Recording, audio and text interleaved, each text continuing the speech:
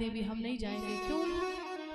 तुम्हारे पिताजी यज्ञ तो कर रहे हैं, लेकिन उस यज्ञ में तुम्हारे पिताजी ने मुझे बुलाया नहीं है, और जहां पर लोग ना बुलाएं वहां पर जाना नहीं चाहिए। सती मैया ने कहा कुछ स्थान ऐसे होते जहां पर बिना बुलाए भी चले जाना चाहिए। गुरु के घर, मित्र के घर, पिता के घर, इन स्थानों पर अगर निमंत्रण ना भी आए तब भी चले जाना चाहिए। बाबा भोलेनाथ ने कहा देवी जाना तो चाहिए, लेकिन कब जाना चाहिए? पहले से कोई बिगाड़ ना हो। अगर कोई व्यक्ति बुलाना भूल जाए तब चले जाना चाहिए, लेकिन कोई व्यक्ति जानबूझ करके ना बुलाए तब बिल्कुल भी नहीं जाना चाहिए। तदपि विरोध मान जा कोई, तहाँ गए कल्याण न होई, तहाँ गए कल्याण न होई, तहाँ गए कल्याण न होई। माता सती कहती है आपने कहा है कि कुछ स्थानों पर बिना बुलाए भी चले जाना चाहिए। वो कौन से स्थान है? जदपि मित्र प्रभु पितु गुर गेहा, जदपि मित्र प्रभु पितु गुर गेहा, जायु बिन बुलाई संदेहा।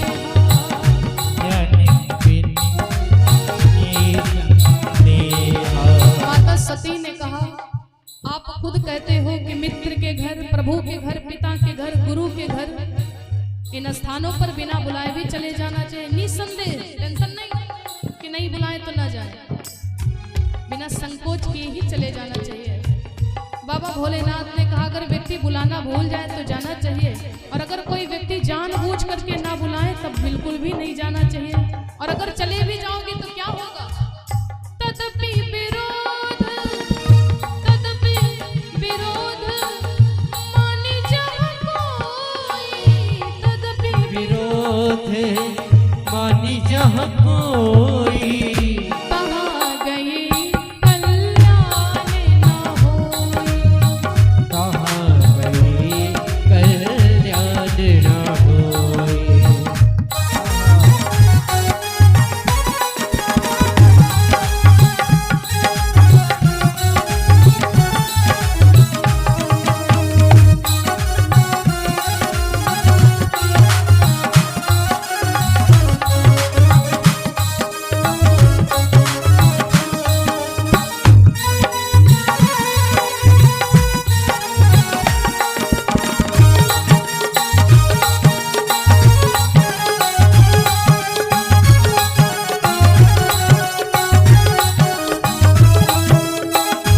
बोले भोलेनाथ की।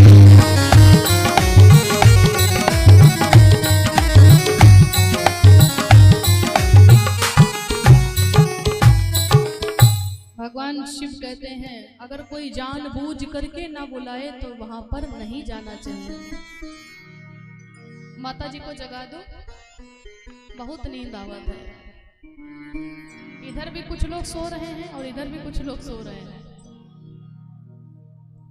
कोई बात नहीं, आप लोग सोते हो ना तो आपको देख करके एक बात तो जरूर याद आती है। जब आपको कथा में जाने के बाद में नींद आ जाए तो हमको ऐसा लगता है कि नींद कहाँ पे आती है? जहां पर शांति होती है।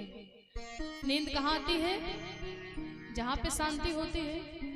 और कथा में आने के बाद यदि कथा में नींद आ जाए तो इससे प्रतीत होता है कि भगवान के कथा के अलावा कहीं भी दुनिया में शांति है ही नहीं, तभी तो नींद आती है। अरे भैया कभी कभी ऐसा होता, नींद लाने के लिए घर में जब कोई धीरे धीरे भी बोलता ना तो क्या कहते हैं? मुंह बंद कर दो, नींद नहीं आ रही है, अब चुप्पे रहो, नींद नहीं आ रही है, हमको सोना है। कोई फोन देख रहा है तो क्या कहते हैं? भैया फोन का वॉल्यूम कम कर लीजिए, हमको नींद नहीं आ रही है। वो फोन भी बंद कर देता है। अकेले रूम में लेटे रहते हो लेकिन उलझन सी लगी रहती, तब भी तुमको नींद नहीं आती, कभी नींद नहीं आती। अकेले में लेटते हो, पता नहीं क्या क्या विचार आते रहते, नींद नहीं आती है। और कथा में बोलने की बात अलग रखो भैया, साउंड लगे हैं चारों तरफ से, ऊपर से संगीत भी बज रहा है, ऊपर से बार बार चौपाई भी सुनाई जा रही, कथा भी सुनाई जा रही, जयकारा भी लगवाया जा रहा, और इतना आवाज होते हुए भी आपको नींद आ रही है और इतनी मस्ती में तुम सो रहे हो। इससे ये प्रतीत होता है कि भगवान के नाम के अलावा दुनिया में कहीं भी शांति है ही नहीं। तो कोई बात नहीं, हम तो यही कहेंगे, अगर कथा में आने के बाद तुमको नींद आ जाए तो कोई बात नहीं, तुम कथा सुनने के लिए नहीं, सोने के लिए ही आ जाना, तब भी तुम्हारा कल्याण हो जाएगा। सन्मुख हो जीव में जो भाई भगवान के अगर समझ में तुम बैठ जाओगे तब भी तुम्हारी मुक्ति निश्चित है। भगवान के नाम की बड़ी विशेष महिमा है। तुम ठाकुर जी के दरबार में बैठो, अगर नींद आएगी तब भी मुक्ति हो जाएगी। कथा में तो आ ही गए हो, टिकट तो तुम्हारा कट ही गया है, पंडाल के नीचे आ गए हो तो टिकट तुम्हारा कट गया, और टिकट होने के बाद में जहाँ के लिए टिकट करवाओगे तो वो ट्रेन तुमको वहां तक पहुंचा ही देगी। तो टिकट हो गया है। हाँ, ट्रेन में बैठोगे, अगर मन लगेगा तो तुमको आनंद आएगा, और अगर मन नहीं भी लगेगा तब भी वो ट्रेन तुमको जहाँ के लिए टिकट करवाओगे वहां तक पहुंचा ही देगी। वैसे भगवान की कथा है, कथा में मन लगेगा तो आपको आनंद आएगा, और अगर कथा में मन नहीं लगेगा तब भी भगवान की कथा तुमको भगवान के दरबार तक पहुंचा ही देगी। इसलिए तुम चाहे सोने के लिए आओ और चाहे कथा को सुनने के लिए आओ, तुम्हारी मुक्ति निश्चित है। बोली श्री रामचंद्र भगवान की जय हो, अवध बिहारी सरकार की जय हो। शिव जी ने कहा, देवी बात तो सत्य कहती हो कि पिता के घर बिना बुलाए चले जाना चाहिए, मित्र के घर बिना बुलाए चले जाना चाहिए, लेकिन जहां पर लोग जानबूझ करके छोड़ दें वहां पर नहीं जाना चाहिए।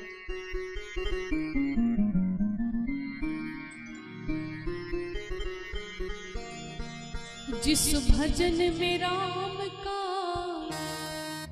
नाम न हो उस भजन को गा